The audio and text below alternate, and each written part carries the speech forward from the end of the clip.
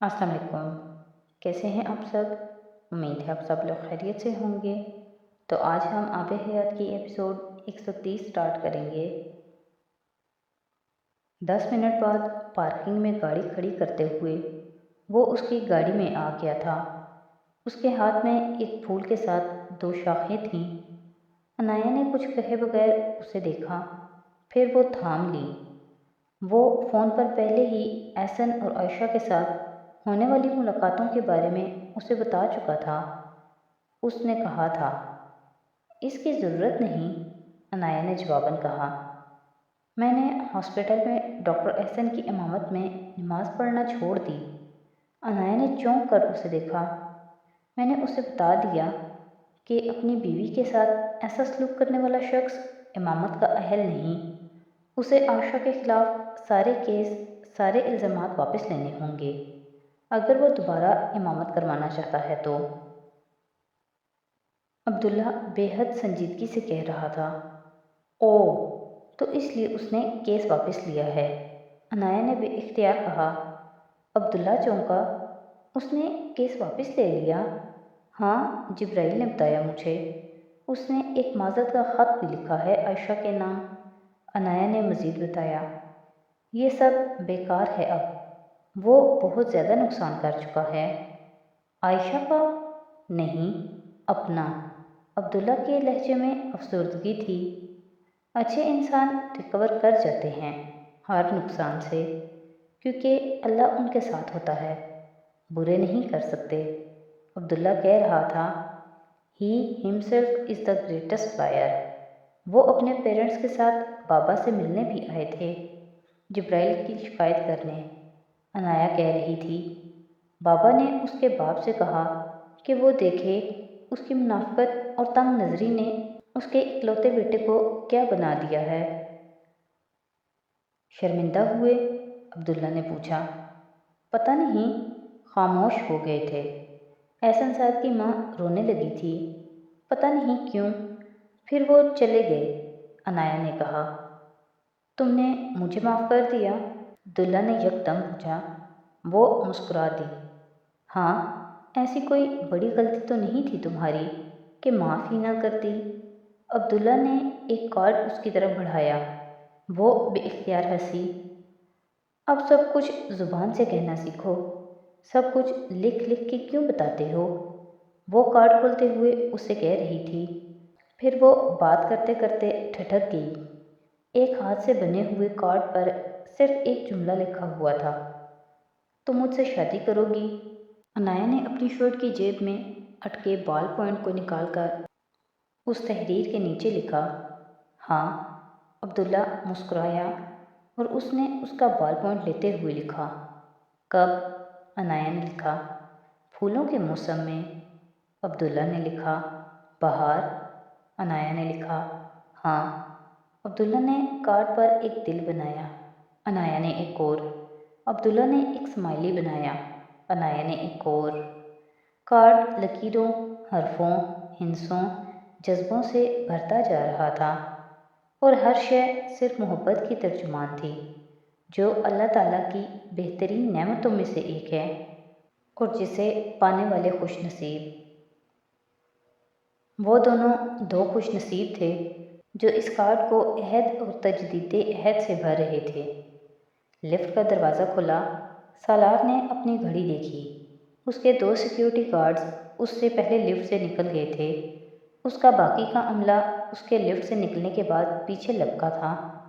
Corridor میں تیز قدموں سے چلتے وہ استقبال کرنے والے آفیشیل سے ملا تھا۔ اس نے گھڑی ایک بار پھر دیکھی تھی۔ ہمیشہ کی طرح وہ وقت پر تھا۔ چند سیکنڈز کے بعد وہ بینکویٹ ہال میں داخل ہو جاتا۔ وہاں جو ہونے والا تھا وہ اس سے بے خبر تھا۔ بے خبری زندگی میں ہر بار نعمت نہیں ہوتی۔ ٹی وی پر چلتی اس خبر کو دیکھتے ہوئے سالار دنگ تھا۔ آخری چیز جو وہ اپنی زندگی اور کیریئر کے اس اسٹیج پر ہوتا توقع کر سکتا تھا وہ یہ تھی، رحم کھا کر گود لی گئی بچی کو اس کے گناہ کے طور پر پوری دنیا میں دکھایا جا رہا تھا، اور یہ سب کہنے والا اس بچی کا اپنا باپ تھا۔ جس کی بیوی کی سالار نے کبھی شکل بھی نہیں دیکھی تھی۔ افیئر اور ناجائز اولاد تو دور کی بات تھی، وہ طاقت کا کھیل تھا، جنگ تھی، اور جنگ میں سب جائز ہوتا ہے۔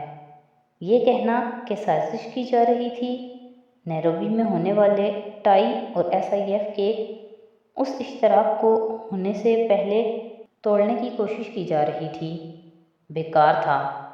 وہ اس وقت نیو یارک ایئرپورٹ پر ایک فلائٹ لینے کے لیے موجود تھا جب پہلی بار وہ خبر بریک ہوئی تھی اور اس نے بزنس کلاس کے ڈپارچر لاؤنج میں دیکھی تھی۔ اس کے ساتھ موجود اس کے اسٹاف نے ایک کے بعد ایک نیوز چینلز کی اپڈیٹ اس کے ساتھ شیئر کرنا شروع کر دیا تھا۔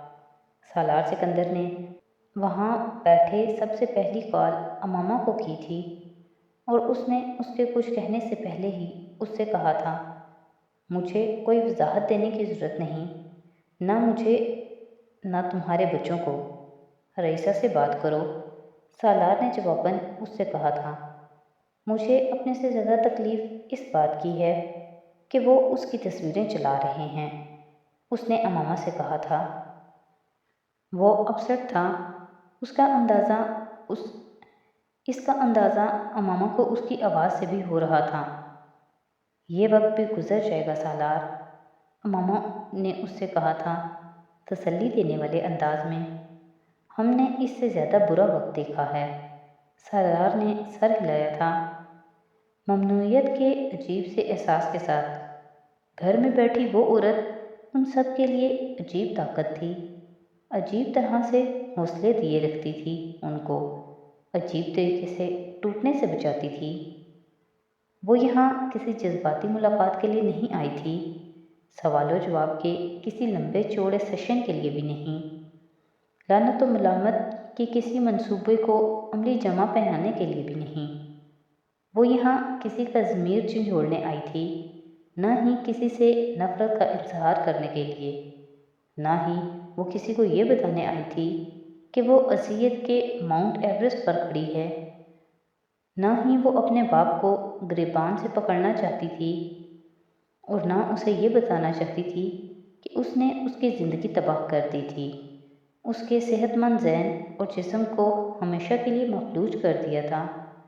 وہ یہ سب کچھ کہتی، یہ سب کچھ کرتی، اگر اسے یقین ہوتا کہ یہ سب کرنے کے بعد اسے سکون مل جائے گا۔ اس کا باپ احساس جرم یا پچھتاوے جیسی کوئی چیز پالنے لگے گا۔ پچھلے کئی ہفتے سے وہ اب لاپا تھی، وہ راتوں کو سکون اور گولیاں لیے بغیر سو نہیں پا رہی تھی، اور اس سے بڑھ کر تکلیف دہ چیز یہ تھی کہ وہ سکون آور ادویات لینا نہیں چاہتی تھی، وہ سونا نہیں چاہتی تھی، وہ سوچنا چاہتی تھی اس بھیانک خوف کے بارے میں جس میں وہ چند ہفتے پہلے داخل ہوئی تھی اور جس سے اب وہ ساری زندگی نہیں نکل سکتی تھی۔ وہ یہاں آنے سے پہلے پچھلی پوری رات روتی رہی تھی۔ یہ بے بسی کی وجہ سے نہیں تھا، یہ اذیت کی وجہ سے بھی نہیں تھا، یہ اس غصے کی وجہ سے تھا جو وہ اپنے باپ کے لیے اپنے دل میں اتنے دنوں سے محسوس کر رہی تھی۔ ایک آتش فشاں تھا، یا جیسے کوئی الاؤ جو اس کو اندر سے سلگا رہا تھا، اندر سے جلا رہا تھا۔ کسی سے پوچھے، کسی کو بتائے بغیر یوں اٹھ کر وہاں آ جانے کا فیصلہ جذباتی تھا، احمقانہ تھا اور غلط تھا۔ اس نے زندگی میں پہلی بار ایک جذباتی، احمقانہ اور غلط فیصلہ بے حد سوچ سمجھ کر کیا تھا۔ ایک اختتام چاہتی تھی وہ اپنی زندگی کے اس باب کے لیے جس کے بغیر وہ آگے نہیں بڑھ سکتی تھی، اور جس کی موجودگی کا انکشاف اس کے لیے دل دہلا دینے والا تھا۔ اس کا ایک ماضی تھا، وہ جانتی تھی، لیکن اسے کبھی یہ اندازہ نہیں تھا کہ اس کے ماضی کا ماضی بھی ہو سکتا تھا۔ ایک دفعہ کا ذکر تھا جب وہ خوش تھی اپنی زندگی میں، جب وہ خود کو باسعادت سمجھتی تھی، اور مقرب سے ملعون ہونے کا فاصلہ اس نے چند سیکنڈز میں طے کیا تھا۔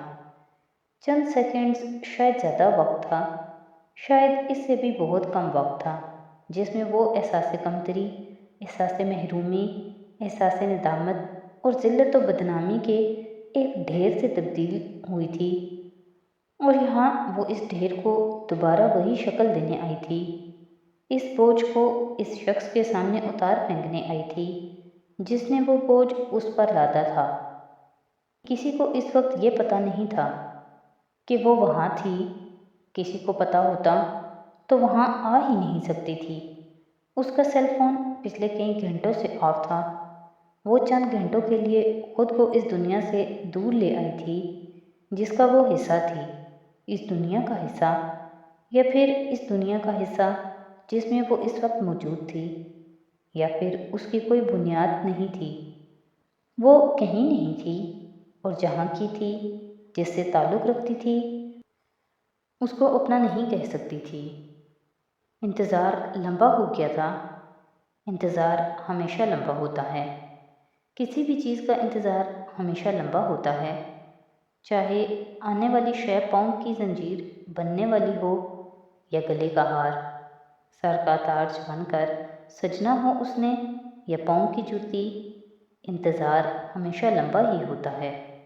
رئیسہ سالار صرف ایک سوال کا جواب چاہتی تھی اپنے باپ سے، صرف ایک چھوٹے سے سوال کا۔ اس نے اس کی فیملی کو کیوں مار ڈالا تھا؟ اور اگر انہیں مار ڈالا تھا تو اسے کیوں چھوڑ دیا تھا؟ کیا اس کی زندگی اس کے باپ کی چوک کا نتیجہ ہے؟ سوالات کا ایک انبار تھا جو وہ اس سے کرنا چاہتی تھی۔ اس نے ویٹنگ ایریا میں بیٹھے اپنی سلگتی آنکھوں کو ایک بار پھر مسلا۔ وہ پتہ نہیں کتنی راتوں سے سو نہیں پائی تھی۔